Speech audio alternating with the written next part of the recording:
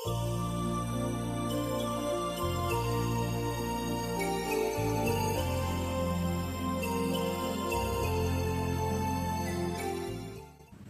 damai sejahtera bagi kita semua yang dikasihi Tuhan dan yang mengasihi Tuhan. Kita bersyukur pada saat ini bisa kembali bersama-sama dalam program Rema, Renungan Hidup Membangun Karakter. Nah, Bapak Ibu sekasih Tuhan, bagaimana keadaan Bapak Ibu semua? Harapan kami dan doa kami adalah semuanya dalam keadaan baik-baik, ada damai sejahtera di hati kita, dan tetap ada semangat dalam menjalani hidup karena Tuhan bersama dengan kita. Di saat pandemi COVID-19 ini, kita tahu bahwa Tuhan pun yang tetap ada bersama dengan kita. Dia mengontrol semuanya dan Tuhan tahu yang terbaik bagi kita. Bapak Ibu, kita juga bersyukur pada Tuhan bahwa saat ini kita juga bisa masuk kepada Rema seri yang ke-13. Nah, Bapak Ibu sekasih Tuhan, mari kita membaca kebenaran firman Tuhan dari Mazmur 9 ayat 14 sampai 21. Kasihanilah aku ya Tuhan, lihatlah sengsaraku, disebabkan oleh orang-orang yang membenci aku. Ya, Engkau yang mengangkat aku dari pintu gerbang maut, supaya aku menceritakan segala perbuatanmu yang terpuji dan bersorak-sorak di pintu gerbang Putri Sion, karena keselamatan yang daripadamu. Bangsa-bangsa terbenam dalam pelubang yang dibuatnya, kakinya tertangkap dalam jaring yang dipasangnya sendiri. Tuhan telah memperkenalkan dirinya, Ia menjalankan penghakiman. Orang fasik terjerat dalam perbuatan tangannya sendiri. Higayon. Orang-orang fasik akan kembali ke dunia orang mati. Ya, segala bangsa yang melupakan Allah. Sebab bukan untuk seterusnya orang miskin dilupakan, bukan untuk selamanya hilang harapan orang sengsara. Bangkitlah Tuhan, jangan manusia merajalela. Biarlah bangsa-bangsa dihakimi di hadapan-Mu. Biarlah mereka menjadi takut ya Tuhan, sehingga bangsa-bangsa itu mengakui bahwa mereka manusia saja. Ya, sungguh indah pembacaan firman Tuhan ini, dan kita akan berbahagia ketika kita bukan hanya membacanya, tapi kita juga merenungkannya dan melakukannya dalam kehidupan kita sehari-hari. Nah, Bapak Ibu sekasih Tuhan, tema kita pada seri yang ke-13 ini adalah ketika Allah dilupakan. Tema ini adalah tema yang menggambarkan kehidupan sehari-hari, bahwa ada orang-orang yang sebenarnya kelihatannya dia beragama, dan dia tidak lupa bahwa dia beragama, tetapi dia bisa lupa Tuhannya. Ya, beragama dengan bertuhan bukan selalu sesuatu yang paralel. Bisa jadi ada orang beragama, tetapi dia lupa bahwa dia punya Tuhan. Saudara kasih Tuhan, demikian juga di dalam kekristenan. Kekristenan juga bisa jadi begitu, mengaku punya Tuhan, tetapi bisa jadi di dalam praktisnya kita adalah orang-orang yang seperti orang yang tidak bertuhan. Ya, tidak ada bedanya kadang-kala kita dengan orang ateis di dalam praktisnya, tetapi di dalam pengakuan-pengakuan kita adalah orang-orang yang beragama. Ya, ada orang-orang seperti itu, saudara, Bapak Ibu kasih Tuhan, bahwa dia di dalam kehidupan ini adalah orang yang beragama, tetapi pada praktisnya dia adalah orang yang tidak beragama. Dia orang ateis, tidak mempercayai Tuhan. Ya, bukti-buktinya adalah seperti nanti yang kita akan renungkan bersama-sama, bahwa orang itu bisa lupa Tuhannya, bahwa dia tetap tidak lupa agamanya. Dia bisa selalu bangga punya agama, tetapi dia lupa siapa yang sebenarnya menjadi Tuhan dari agama itu. Ya, itulah yang akan kita renungkan pada saat ini. Harapan saya dari perenungan ini, kita bisa sama-sama membangun satu karakter yang indah, bahwa kita tidak menjadi orang yang lupa diri, menjadi orang yang sombong, menjadi orang angkuh, menjadi orang meninggikan diri, tetapi kita adalah memiliki karakter yang rendah hati. Selalu ingat kepada Tuhan. Mari, saudara kasih Tuhan, mari kita renungkan kebenaran firman Tuhan ini. Tema kita yang tadi tentang ketika Allah dilupakan itu adalah diambil secara khusus dari ayat 18, di mana dikatakan tadi di dalam ayat 18, orang-orang fasik akan kembali ke dunia orang mati. Ya, segala bangsa-bangsa yang melupakan Allah, sebab bukan untuk seterusnya orang miskin dilupakan, bukan untuk selamanya hilang harapan orang sengsara. Saudara kasih Tuhan, dari firman Tuhan inilah kita mengambil dari tema ketika Tuhan dilupakan. Bapak Ibu kasih Tuhan, mari kita renungkan kebenaran firman Tuhan ini dengan metode kita, yaitu metode peka. Apa pesan Tuhan dan apa yang harus kulakukan di dalam hidup ini. Nah Bapak Ibu kasih Tuhan, pemazmur bukanlah membuat sesuatu yang baru sebenarnya, tetapi inilah sesuatu yang sudah Tuhan peringatkan.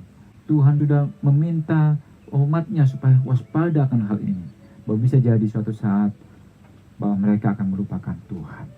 Saudara kasih Tuhan, mari kita melihat nanti kitab Mazmur pasal 9, 14, 21 ini, dan kita sejajarkan dengan Ulangan 8 ayat 11 sampai ayat 12. Ya saudara kasih Tuhan, kita akan melihat lagi pesan Tuhan dari kebenaran firman Tuhan ini. Mari, pesan yang pertama yang Tuhan berikan kepada kita adalah seperti di dalam Ulangan 8 ayat 11 dikatakan, hati-hatilah supaya jangan engkau melupakan Tuhan Allahmu. Ya, hati-hati, waspada, waspada. Tuhan memperlihatkan bahwa umatnya atau bangsa-bangsa di dunia pun bisa melupakan Tuhan. Sungguh ajaib Tuhan, Allah yang menentukan dan yang tahu apa yang akan terjadi ke depan. Dia mengingatkan kita, dia mengingatkan umatnya, dan dia juga mengingatkan kita pada saat ini bahwa apa? Kita bisa melupakan Tuhan.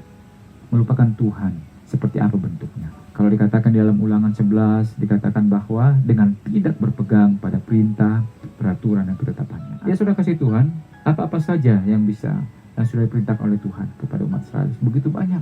Kita melihat 10 hukum Taurat, ada ibadah yang diingatkannya supaya selalu dilakukan. Jangan menyembah ilah lain, menghormati orang tuanya, dan jangan membunuh, jangan berzina, jangan bersaksi dusta, jangan mengingini hak orang lain, jangan menyebut nama Tuhan Allah dengan sembarangan. Ya, begitu banyak yang sudah diberikan oleh Tuhan.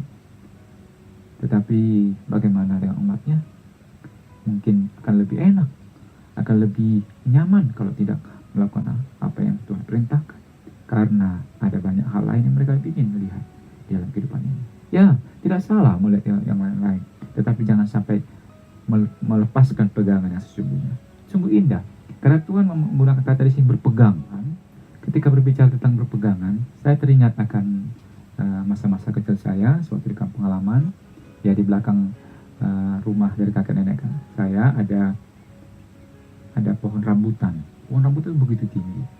Nah, ketika berbuah, ya pohon rambutan kita tahu buahnya itu selalu berada di ujung-ujung daripada ranting, dekat pada daun-daunnya.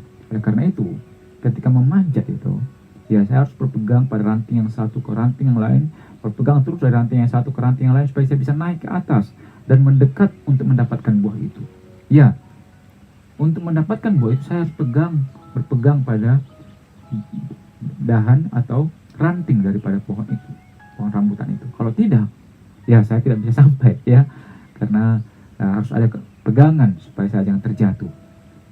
Ya Bapak Ibu kasih Tuhan, gambaran seperti itulah ya yang digambarkan dengan berpegang. Yang lain-lain bisa kita lihat, bukannya kita dikatakan akan menutup mata kita. Kekristenan bukanlah menjadi agama yang menutup matanya supaya dia kelihatan kudus, atau menyuruh orang lain semuanya kudus supaya dia kudus. Bukan. Ya, kekristenan bukanlah supaya dia hidup benar maka orang lain juga harus hidup benar semuanya. Bukan. Dia bisa berada di tengah-tengah yang orang yang buruk sekalipun kelakuannya, orang yang tidak orang penjahat sekalipun, ya, dia bisa menjadi orang yang baik. Tetapi dia dengan apa dia bisa? Yaitu dia harus dengan berpegang pada apa? Seperti yang dikatakan tadi di dalam Ulangan 11 bahwa harus berpegang terus pada apa? Pada perintah, pada peraturan, dan juga pada ketentuan-ketentuan yang sudah buatkan. Seperti saya tadi manjat pohon, ketika saya berpegang pada dahan yang kuat, pada ranting yang kuat, ya, maka saya akan aman. Ya, kalau saya melepaskannya, justru saya tidak ada pegangan. Itu akan membuat saya bisa terjatuh. Ya, saudara kasih Tuhan, ini adalah gambaran yang indah sekali. Tuhan mengingatkan bahwa ketika kita tidak berpegang lagi, itulah namanya melupakan Tuhan. Ya, Melupakan Tuhan itu bukan berarti langsung kita tidak beragama, bukan. Ya, saya bukannya mendukung gerakan ateis juga, tetapi jangan sampai sebenarnya kita mengaku kita orang yang ateis beragama, tetapi hidup kita sebenarnya tidak ada bedanya dengan orang tidak beragama. Hanya KTP kita yang ada agama. Kita bertuhan, beragama, bukan karena tertulis, tetapi karena di hati kita ada Tuhan yang selalu kita dudukkan di sana sebagai Tuhan dan Tuan dalam hidup kita, sebagai Bapa yang dekat dengan kita, yang kita merasa nyaman dengan Dia. Saudara kasih Tuhan, kalau tadi pesan pertemuan pertama bahwa Tuhan sudah mengingatkan dan Tuhan juga menunjukkan bentuk-bentuk melupakannya seperti apa, lalu selanjutnya pesan Tuhan adalah bahwa Dia menjelaskan apa penyebab daripada orang bisa melupakan Tuhan. Mari kita lihat Ulangan 8 ayat 12 tadi. Dikatakan di sana, kalau kamu sudah makan sepuas hatimu dan sudah membangun rumah-rumah yang baik untuk tempat kediamanmu, dan kalau sudah bertambah sapi dan kambing dombamu, perak dan emasmu, serta segala harta milikmu yang lain, ayat 14 dikatakan, janganlah engkau tinggi hati, ya, sehingga engkau melupakan Tuhan. Jadi apa yang penyebabnya?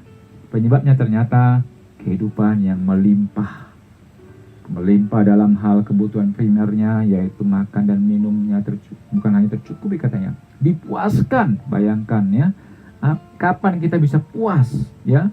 Di sini digambarkan bahwa gambaran dari orang yang puas adalah dia tidak berbicara apa yang kami makan, tetapi di mana kami akan makan. Ya, itu perbedaan antara orang yang ya berada dengan tidak berada ya. Ya, orang yang masih mencari kebutuhan primer, dia berkata bagaimana saya akan makan. Tetapi orang yang sudah dipuaskan ya, sudah berlebihan mungkin ya, kata lain, dia bukan lagi berbicara tentang apa yang saya makan, tetapi di mana saya makan. Ya, itu hal yang terjadi di sekitar kita. Berarti ya, orang-orang seperti itulah yang dimasukkan di sini, bahwa dikatakan tadi apa? Dia sudah bisa makan dengan sepuas hatinya. Lihat ya, indah sekali katakan. Dan dikatakan juga sudah membangun rumah-rumah yang baik untuk tempat kediamanmu. Lihat, bayangin ya, membangun rumah ya, membangun rumah itu berarti orang yang sudah berada dalam keadaan bukan lagi menengah ke bawah, tapi menengah ke atas, karena sudah membangun rumah. Bukan lagi mengontrak, bukan lagi katakan di sana menyewa ya, tetapi sudah membangun rumah. Bapak Ibu kasih Tuhan, dia sudah melimpah primernya. Lalu dikatakan juga sudah bertambah sapi dan kambing dombamu, perak dan emasmu. Wow, serta segala harta milikmu yang lain.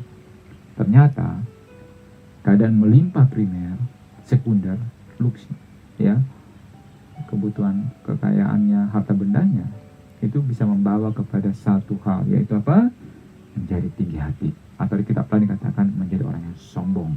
Dan selanjutnya katakan sehingga, ya, kata sehingga artinya mengatakan akibat daripada keadaan, karena mereka sudah terpenuhi semuanya, bukan hanya terpenuhi tapi terpuaskan semuanya, maka mereka menjadi orang yang tinggi hati. Sehingga apa? Mereka melupakan Tuhan Allah. Ya, umat Israel lupa ya, bahwa mereka dibawa dari penjajahan Mesir, di mana mereka di sana mereka hidup di dalam kerja paksa di bangsa Mesir. Lalu kemudian mereka harus dibawa dengan tangan yang begitu keras oleh tangan Allah sendiri. Mereka melupakannya bagaimana Tuhan memimpin mereka, mengeluarkan mereka dengan 10 tulah yang begitu dahsyat.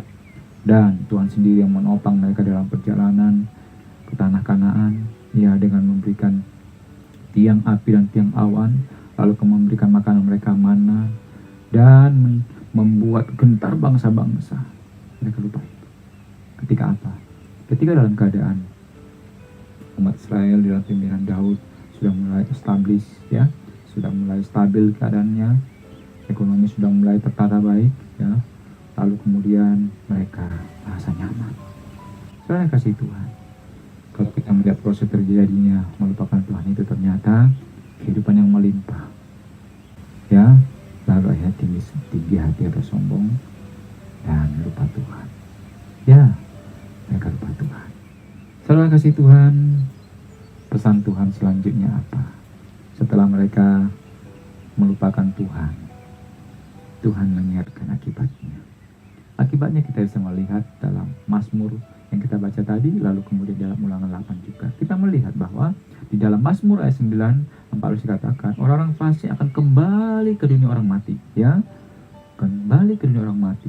Kembali ke dunia orang mati bisa jadi pertama bahwa mereka kembali kepada hidupan yang dulu yang begitu mengerikan. Ya, gambaran seperti bagaimana mereka merasakan antara mati dan hidup, begitu susahnya mereka. Tetapi bisa juga ini berarti dalam arti bahwa mereka akan dibinasakan. Karena seperti apa? Di ayat yang di kitab Ulangan dikatakan demikian. Di Ulangan 8 ayat 19 dikatakan, tetapi jika engkau sama sekali melupakan Tuhan Allahmu dan mengikuti Allah lain, beribadah kepadanya dan sujud menyembah kepadanya, aku memperingatkan kepadamu hari ini bahwa kamu pasti binasa. Ya, dua hal yang bisa terjadi. Dia bisa kembali kepada masa lalunya yang dulunya tidak melimpah, tidak dipuaskan, ya, tidak merasa puas dalam hidupnya, tidak melimpah hal-hal primer dalam hidupnya, tidak melimpah hal-hal sekunder dalam hidupnya, tidak melimpah hal-hal luxury dalam hidupnya. Dia kembali kepada keadaan itu. Ya, karena mereka sudah lupa Tuhan dan lupa diri. Ya, orang yang lupa diri seperti inilah. Ya, ketika kita lupa Allah, ya, maka kita akan kembali kepada masa lalu kita. Ya, dari mana dulu kita diangkat oleh Tuhan, dikembalikan lagi ke situ supaya kita jangan lupa diri. Dan bisa jadi juga kita langsung dibinasakan oleh Tuhan seperti bangsa-bangsa lain yang dibinasakan oleh Tuhan melalui bangsa Israel pada saat itu. Ya, Israel sudah diingatkan dan pemazmur pun mengingatkan kembali keadaan itu. Ya, saudara kasih Tuhan, ada satu kata di sini yang harus kita perhatikan, ya. Ada kata higayon. Nah, kata higayon di dalam ayat 17. Kita mungkin bertanya, apa arti higayon? Ya, di higayon dalam kalau kita baca tadi di dalam ayat yang ke-17 dikatakan, Tuhan telah memperanakan dirinya, ia menjalankan penghakiman, orang fasik terjerat dalam perbuatan tangannya sendiri. Higayon. Higayon itu adalah hal yang harus diamati dengan cermat. Itu higayon. Ya, pemazmur di sini ketika sudah ayat 16-17 dia mengatakan higayon. Apa yang harus diperhatikan dengan cermat? Ya, bahwa di ayat 16-17 itu 3 kali disebutkan hal yang sama, yaitu pertama, bangsa-bangsa terbenam dalam pelubang yang dibuatnya. Yang kedua, kakinya tertangkap dalam jaring yang dipasangnya sendiri. Ya, yang ketiga, ayat 17 dikatakan Tuhan telah memperanakan dirinya, dia menjalankan penghakiman, orang fasik terjerat dalam perbuatan tangannya sendiri. Lihat ini, ya. Kok di atas kan terbenam dalam pelubang yang dibuatnya, lalu kakinya tertangkap dalam jaring yang dipasangnya sendiri, lalu orang fasik terjerat dalam perbuatan tangannya sendiri. Ya, ini yang harus dicermati. Ada istilah seperti senjata makan tuan. Ya, istilah itu yang sedang diingatkan kepada mereka. Ya, bahwa apa yang kamu tabur itu akan kamu tuai, itu artinya. Ya, kata lain dengan apa yang saya katakan di ayat 16-17, atau dikatakan dengan kata lain adalah istilahnya senjata makan tuan, atau juga apa yang ditabur itu akan dituai. Ya, saudara kasih Tuhan, apa senjata yang makan tuan itu, atau apa yang mereka tabur sehingga mereka tuai? Ya, itu tadi.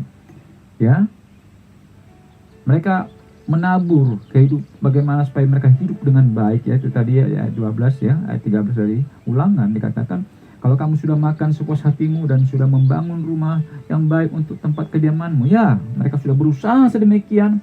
Akhirnya mereka bisa makan sepuas hatinya. Lalu mereka bisa memiliki rumah yang mereka bangun dengan baik untuk tempat kediamannya. Lalu, ayat 13 dikatakan, mereka akhirnya sudah bertambah sapi dan kambing dombanya dan perak emasnya sudah semakin banyak, ya. Serta harta-harta milik lainnya. Dikatakan, serta harta milik yang lain-lainnya. Mereka sudah memiliki itu. Akhirnya mereka merasa tinggi hati. Ya, ternyata setelah mereka memiliki itu, ya, itu menjadi racun dalam diri mereka. Itu menjadi senjata bumerang yang menghantam mereka sendiri. Kenyamanan yang mereka dapatkan itu, kehidupan yang melimpah ruah itu, membuat mereka menjadi orang yang merasa sombong, sudah merasa tidak lagi butuh Tuhan. Akhirnya mereka melupakan Tuhan dan mereka membuat aturan sendiri bahwa kehidupan mereka yang mewah itulah menjadi aturannya. Ya, kadang-kadang kan begitu ya. Kalau keadaan seseorang sudah makin naik, maka aturan-aturan dalam hidupnya juga meningkat. Ya, kalau tadinya mungkin hanya dengan makan sekian saja dia cukup, lalu dia bisa memberikan kepada orang lain, sekarang dia tidak hanya berbicara tentang apa yang saya makan, tetapi di mana saya makan. Itu menunjukkan aturan yang lain lagi, bahwa orang yang keadaannya demikian, dia harusnya makan di tempat seperti ini. Ya, keadaannya seperti demikian, dia harusnya memiliki harta-harta seperti ini. Keadaan yang demikian, harusnya dia berpenampilan seperti ini. Ya, akhirnya ya itu membawa mereka kepada kehancuran, kesombongan. Mereka melupakan Tuhan. Terima kasih Tuhan. Itu yang disebut dengan senjata makan Tuhan. Ya, jangan sampai apa yang kita kerjakan dengan begitu lelah akhirnya menghantam kita sendiri. Apa itu? Bahwa kenyamanan yang kita miliki itu membuat kita menjadi merasa tidak butuh lagi Tuhan di dalam hidup ini. Orang berusaha sedemikian rupa agar bisa hidup nyaman. Segala usaha dilakukannya. Ketika keadaan makin nyaman, maka hidup melupakan Tuhan. Kadangkala kenyamanan itu ada baiknya, tetapi lebih banyak tidak baiknya. Kalau kita menjadikan kenyamanan itu sebagai Tuhan yang baru dalam hidup. Seperti yang dikatakan sebuah survei bahwa negara berkembang ke bawah, yaitu bahwa seringkali mereka masih kehidupan agama itu masih begitu menonjol sekali ya. Tetapi kemudian ketika negara itu sudah mulai berkembang dan ke arah sudah negara yang maju, maka mereka sudah merasa nyaman dan mereka tidak lagi merasa Tuhan butuh dalam. Mereka tidak lagi merasa butuh Tuhan dalam hidupnya. Terima kasih Tuhan. Bukan berarti bahwa lebih baik kita kalau begitu kita menjadi negara yang berkembang atau negara miskin saja. Bukan juga begitu. Karena bisa jadi juga negara-negara yang tadinya miskin dan ke arah berkembang itu mencari Tuhan, yang bisa jadi juga bukan mencari Tuhan dalam arti bahwa mereka ingin mengucap syukur, ingin memuliakan Tuhan, tetapi adalah bagaimana mereka tahu bahwa memiliki Tuhan itu akan diberkati, akan bisa mendapatkan hal-hal yang diusahakan itu berhasil. Ketika berhasil, mereka mendapatkan kenyamanan. Ya, tidak semua, tetapi bisa jadi begitu. Bukan berarti kalau survei itu kita maknai bahwa negara-negara yang miskin atau berkembang itu lebih baik kerohaniannya, belum tentu juga. Karena apa? Karena motivasi di dalam mengikut Tuhan itu masing-masing berbeda. Bisa jadi mencari Tuhannya dalam tanda kutip adalah ya memberi kenyamanan bagi dia, memberi keberhasilan bagi dia. Bukan lagi sebagai satu ucapan syukur. Bagaimana alam semesta yang indah itu diberikan bagi kita, udara yang segar diberikan bagi kita. Ketika manusia lupa, maka Tuhan akan turun tangan. Tuhan dalam hidup ini tidak langsung menghukum ya. Kita bisa melihat bahwa dibuktikan di ayat yang ke-17 dari Mazmur pasal 9 tadi dikatakan Tuhan telah memperkenalkan dirinya. Pertanyaannya, kenapa Tuhan memperkenalkan dirinya? Apakah memang Tuhan tidak terkenal? Ya, Tuhan sungguh terkenal, tapi kadangkala sudah tergantikan.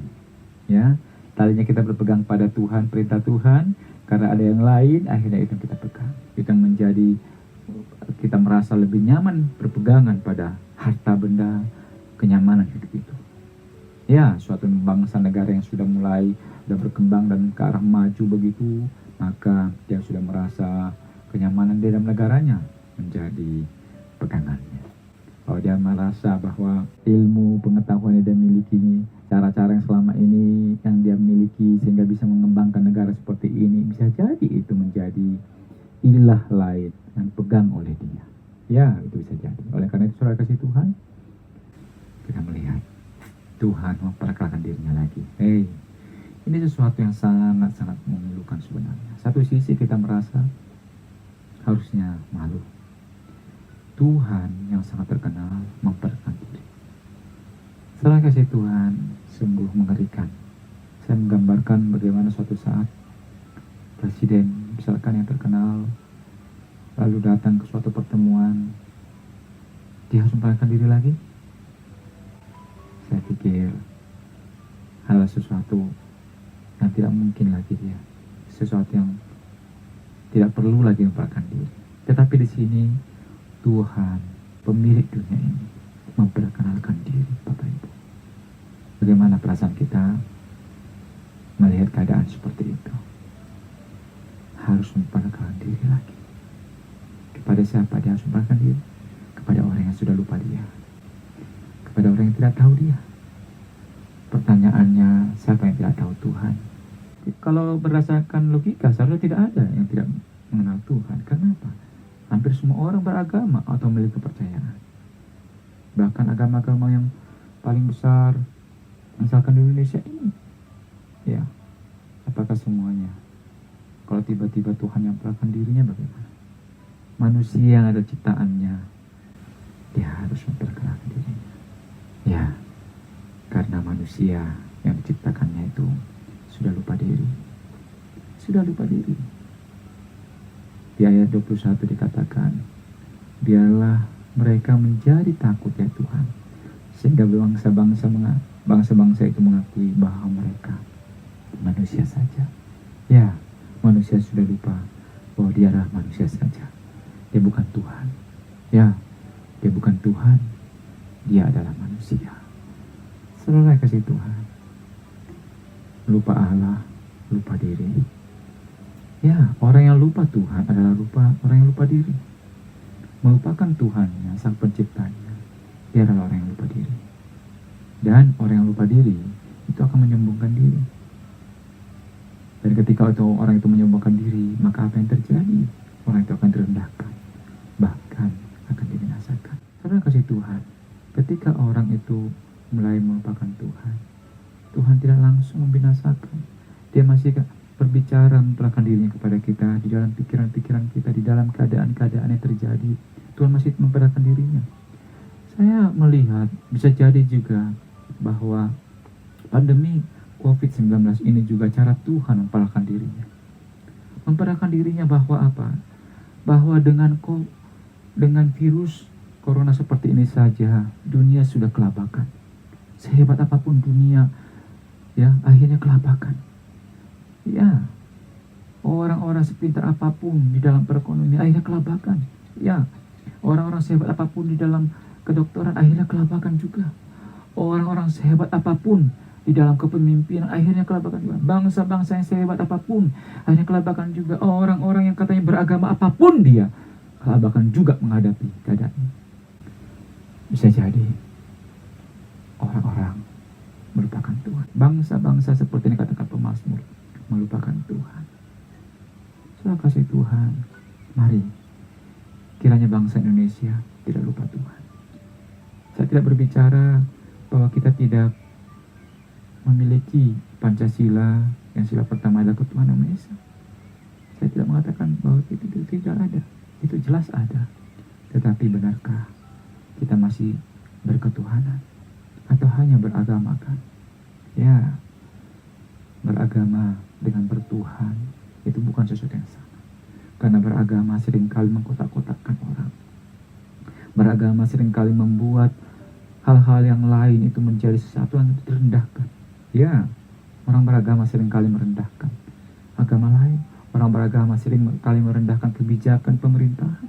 Orang beragama seringkali merendahkan, ya, pandangan-pandangan orang ketika orang itu tidak memakai kata agama. Ya, itu bentuk daripada agama yang meninggikan diri. Ketika agama meninggikan diri, maka sudah waktunya dia. Maka Tuhan akan mengingatkannya. Tetapi ketika tidak mau diingatkan, maka Tuhan akan melakukan tindakan selanjutnya. Saudara kasih Tuhan, biarlah kita jangan juga menanti angin badai. Biarlah kita selalu seperti katakan Tuhan, waspadalah, hati-hatilah, bahwa suatu saat kita bisa melupakan Tuhan. Jangan sampai orang-orang yang beragama di dunia ini sedang melupakan Tuhan. Mereka hanya hidup di dalam peraturan agamanya yang tidak lagi sesuai dengan aturan yang Tuhan tahu.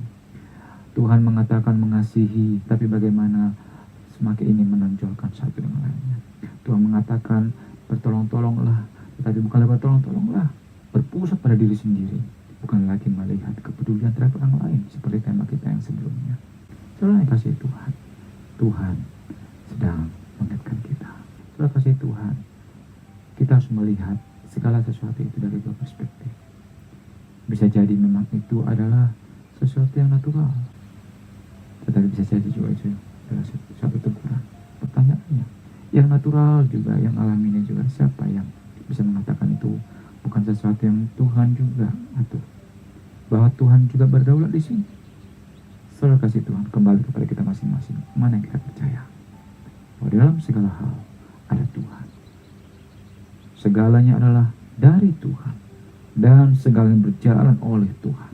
Dan segalanya adalah bagi kemuliaan Tuhan. Oleh karena itulah saudara kasih Tuhan, pemazmur selain di kitab ini, dia menegaskan lagi, kalau bangsa-bangsa melupakan Tuhan, bagaimana dengan umat Tuhan? Di Mazmur 48 ayat 10 berkata, kami akan mengingat, ya Allah, kasih setiamu di dalam baik. Ya, kasih setia Tuhan terus menyertai umat yang dikasihinya. Umat yang terus mengasihinya. Dan pemazmur juga tidak berhenti kata-kata kami, tapi dirinya sendiri berkata, aku hendak mengingat perbuatan-perbuatan Tuhan. Ya, aku hendak mengingat keajaiban-keajaibanmu dari zaman purbakala. Bukan hanya kebaikan-kebaikan yang dialami sendiri, tetapi dia melihat bagaimana firman Tuhan, bagaimana sejarah berbicara akan kebaikan-kebaikan Tuhan. Dia juga akan mengingat itu. Saudara kasih Tuhan, masih ingat program ketaatan kita sebelumnya, bagaimana menumpuk batu-batu kebaikan Tuhan sebagai peringatan akan kebaikan Tuhan?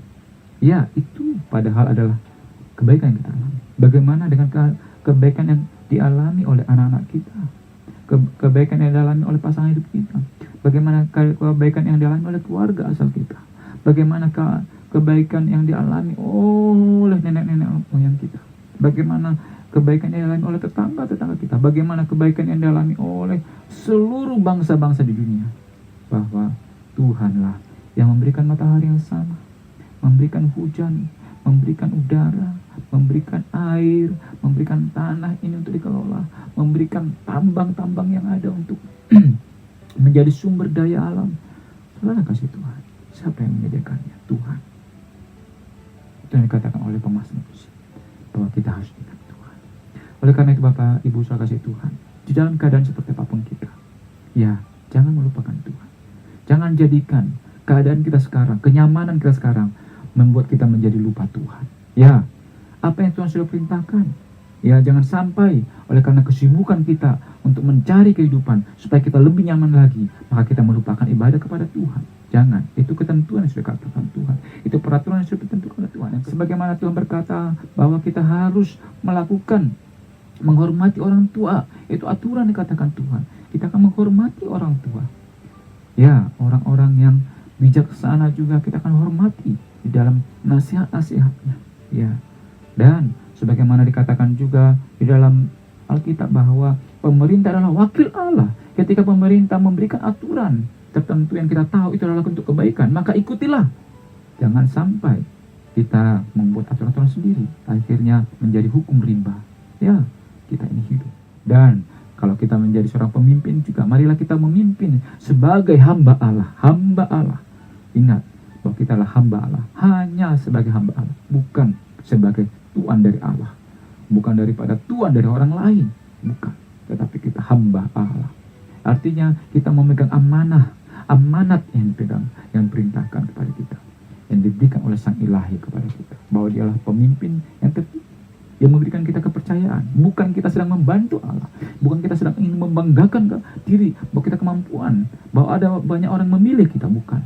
Tetapi itu hanyalah kesempatan daripada Tuhan untuk kita berbuat sesuatu yang baik. Kalau kita tidak melakukannya, itu kita sama dengan melupakan Tuhan. Oleh karena itu ingatlah Tuhan.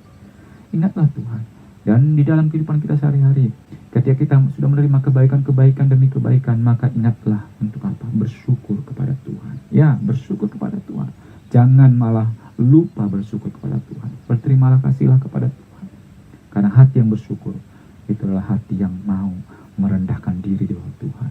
Bahwa apa yang kita dapatkan itu bukanlah hanya karena kekuatan kita, tetapi karena Tuhan yang turut bekerja untuk mendatangkan kebaikan dari kita. Mari kita ingat Tuhan. Oleh karena itu, hari ini saya sangat rindu sekali kalau perenungan kita ini kita tutup dengan satu pujian yang mengingatkan kita untuk ingat Tuhan.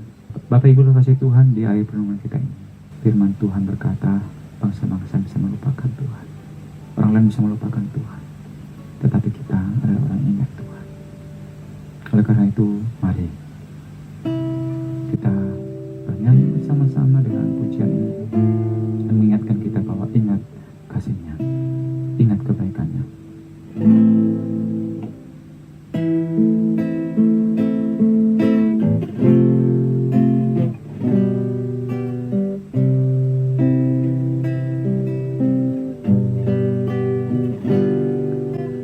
Ingat kasih-Nya, ingat kebaikannya,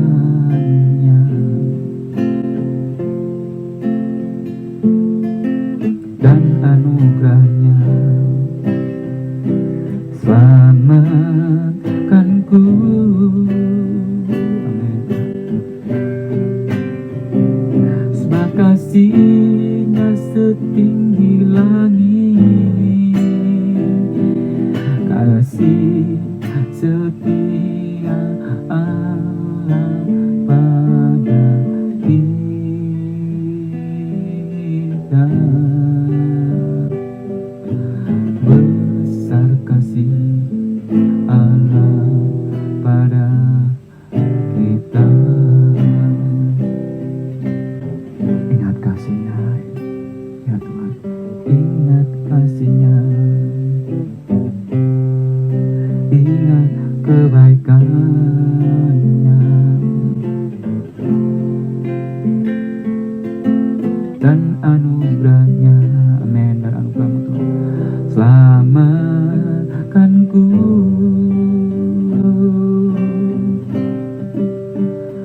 Sebab kasih-Nya setinggi langit. Amin. Kasih setia Allah pada kita.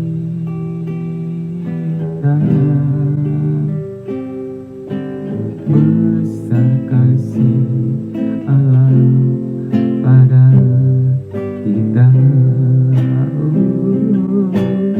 Ku tak akan lupa ya Tuhan, ku akan lupa kasih-Nya, ku takkan lupa, ku takkan lupa anugerahnya.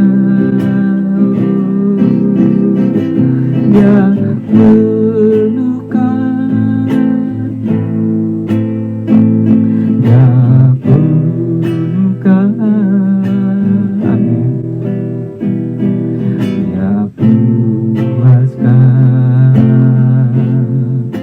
hasratku.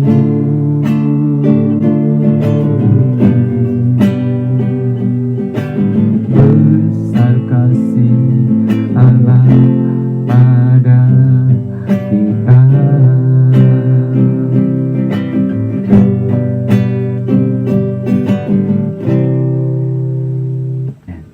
Kiranya Tuhan